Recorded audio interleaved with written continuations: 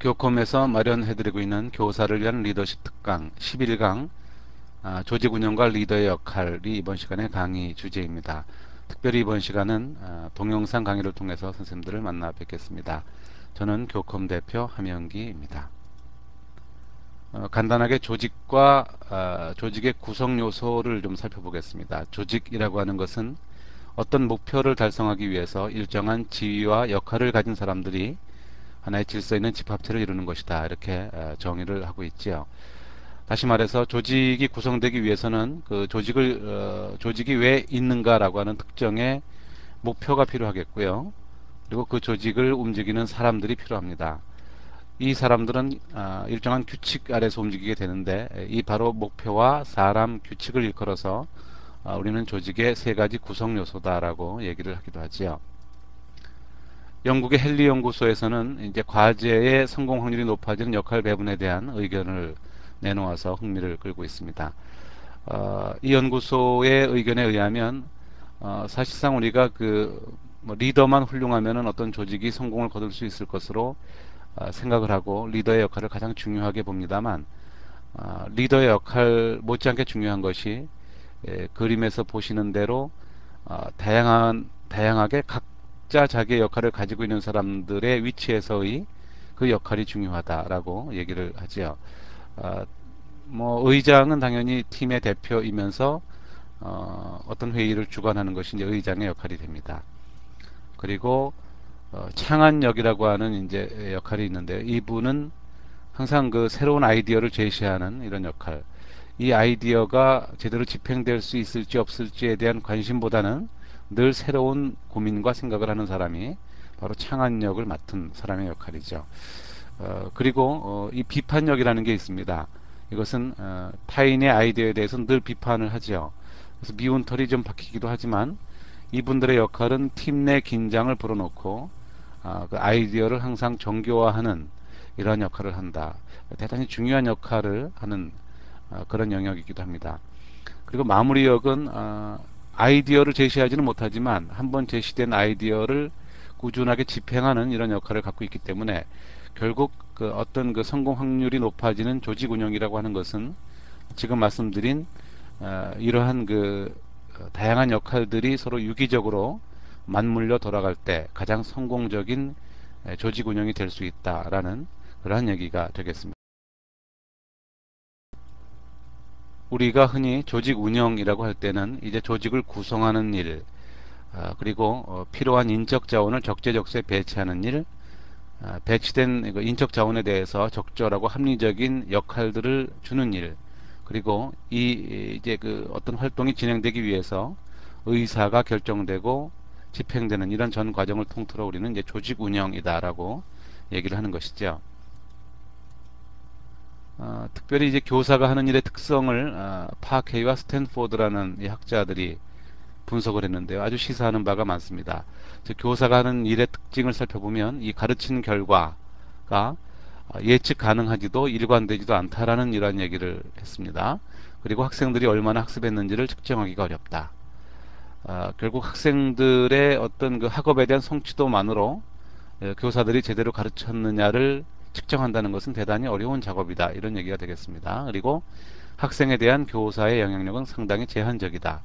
그럼에도 교사는 시험이라는 장치를 통해서 학생들에게 영향력을 행사할 수 있다. 교수 활동이라고 하는 것은 즉시적이고 비정기적으로 일어난다. 그리고 가르치는 일이라고 하는 것은 교사와 학생 간에 일어나는 말로 설명할 수 없는 독특한 그 무엇이다. 이렇게 분석을 했습니다. 우리에게도 이제 시사하는 바가 크다고 볼 수가 있겠습니다. 이 의견을 참고해서 이제 황기우 교수는 한국의 교직 문화를 이렇게 얘기를 하고 있습니다. 과거의 개인적 경험과 관행을 중시하는 어떤 그 보수주의적 특성을 가지고 있다. 예, 일리가 있는 지적인 것 같지요. 그리고 개인적 고립성을 특징으로 하는 이런 개인주의적 성향을 보인다.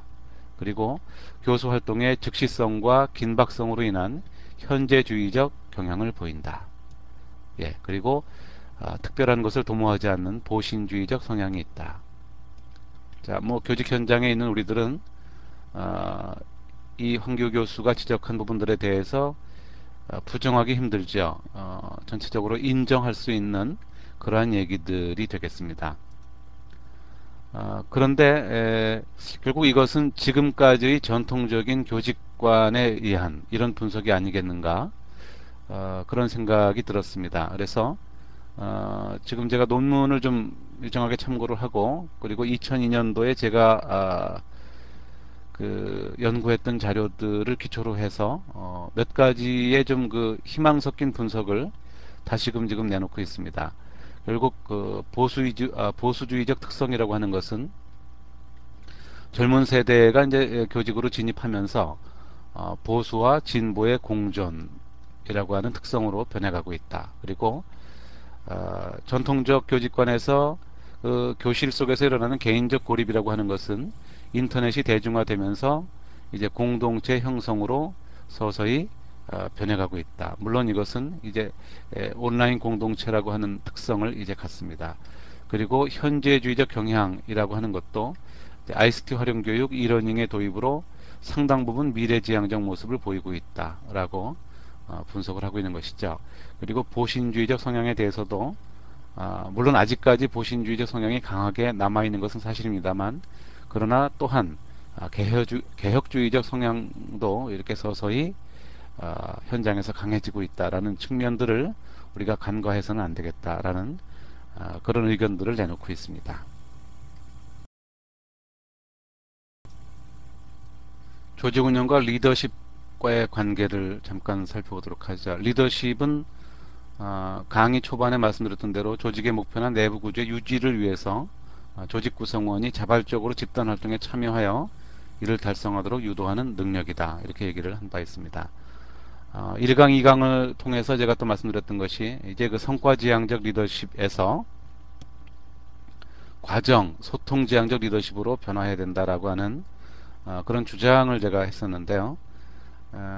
소위 이것은 이제 능력 있는 리더를 우리가 꼽을 때 소위 얼마나 그 과제를 성공적으로 달성할 수 있느냐, 이것이 그동안에는 하나의 그 기준이 되어 왔습니다만, 사실은 이제 이 과정에서 드러나는 갈등의 조정, 그리고 구성원 간의 원만한 의사소통, 이것을 적절하게 향상하고 신장시켜 줄 수 있는, 그래서 과제의 성과가 온전히 그 조직 구성원의 것으로 돌려질 수 있는, 이렇게 유도되는 리더십을 발현하는 것이 사실은 바람직한 리더십이다. 이렇게 얘기를 했던 바가 있죠.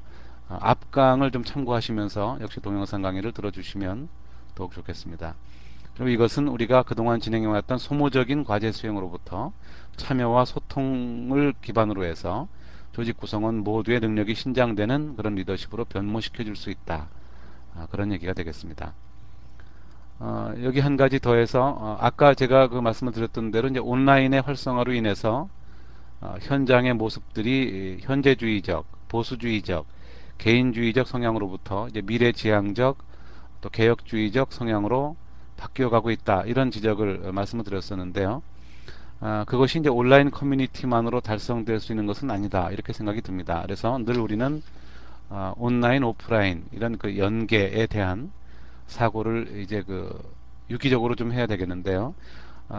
소위 이제 그 교컴과 같은 자발적인 교사 공동체에서는 온라인 쪽이 일상적인 조직 운영의 장이 됩니다. 그러기 위해서 이제 명확하게 회원들을 구분할 수 있는 인증형 커뮤니티, 다시 말씀드리면 이제 회원제라는 말씀이 되겠고요. 그것을 이제 권장을 해드립니다. 그리고 결국 커뮤니티가 활성화된다고 하는 것은 실제 사업이 활성화되는 것으로 연결될 수가 있겠지요. 그래서 이제 우리는 리더이든 조직 구성원이든 커뮤니티를 활성화하기 위한 이런 노력들을 많이 해야 되는 것입니다. 그리고 여기에 이제 오프라인 모임이 측면에서 결합을 해줘야 됩니다. 그래야지만 이제 그 조직 운영의 가장 그 성과적인 측면들을 우리가 바라볼 수가 있겠는데요. 오프라인 모임이라고 하는 것은 이제 면대면 접촉의 이점이 있습니다. 이것을 충분히 살려야 되겠고요. 그리고 가능한 자주 갖는 것이 좋겠습니다. 예. 오프라인 모임이 준비되고 정리되는 과정에서 사전에 리더가 이 여러 가지 자료의 준비라든지 끝나고 정리 같은 것을 좀 비중 있게 해줄 수 있다면 이제 그 모임도 상당히 생산적으로 이루어질 수 있게 되고 바람직한 모임이 될 수 있으면서 효과도 달성되는 이러한 경우로 진행이 될 수 있겠습니다.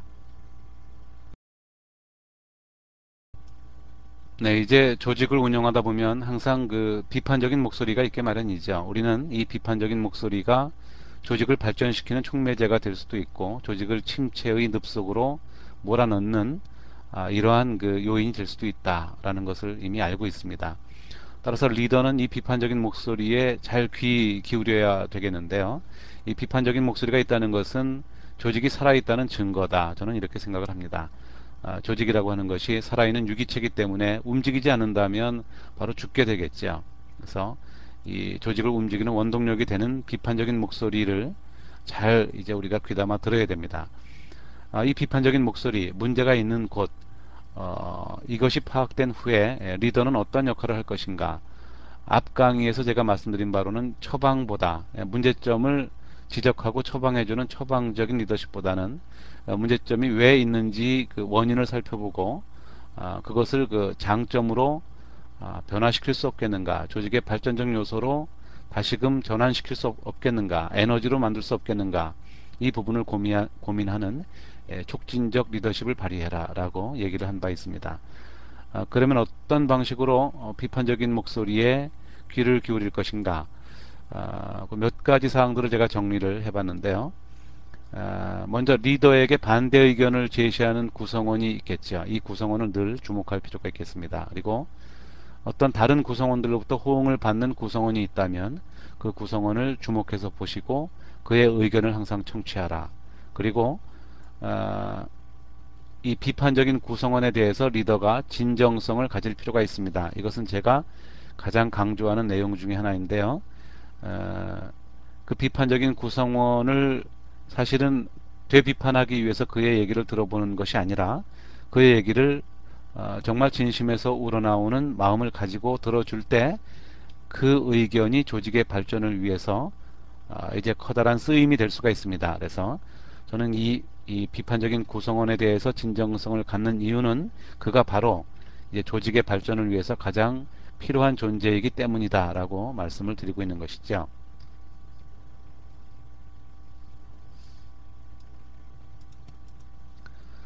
결국 자발적 교사 공동체 활동, 교컴과 같은 활동을 말합니다. 이러한 그 활동들, 이러한 조직 운영이 결국은 리더십과의 유기적인 관계 속에서 어떤 방식으로 발전하느냐, 이런 부분들을 좀 살펴볼 필요가 있겠는데요. 그동안 우리가 해오던 학교를 비롯한 여러 교직 상호 관계 속에서는 수동적 활동으로 일관되어 왔죠. 그것을 우리는 이제 교육 활동에 기쁨과 즐거움을 주는 이런 활동으로 변모시켜 줄 수 있을 것이다. 그리고 형식적 결과로부터 모든 성과를 온전히 구성원들의 것으로 돌려줄 수 있을 것이다. 그리고 특히 중요한 것이 이제 그동안 보고서 위주로 진행되어 오던 어떤 사업이나 활동, 이것을 실제로 현장에서 유통되는 또 생성되는 이러한 그 교육 자료들을 만들게 할 수 있는 이러한 에너지원이 될 수 있게 할 것이다 라는 그런 생각이 들고요. 그 다음에 복잡한 상하 단계는 빠른 의사결정과 집행으로 인해서 바로 결정, 바로 시행되는 이러한 그 순발력을 보일 수 있을 것이다 라는 생각이 들고요. 결국 이것은 총체적으로 이제 그동안의 권위적 리더십에서 수평적이고 민주적인 이런 리더십을 발현할 수 있게 하는 그런 어떤 요인이 될 것이다 라고 생각을 합니다. 자, 이렇게 해서 이제 조직 운영과 리더의 역할에 대한 이런 여러 가지 이야기들을 알아봤습니다. 교사를 위한 리더십 특강 11강이었습니다. 동영상 강좌로 찾아뵈었는데요. 예, 선생님들 들어주셔서 고맙습니다. 다음 12강에서 다시 만나 뵙도록 하지요. 저는 함영기였습니다. 감사합니다.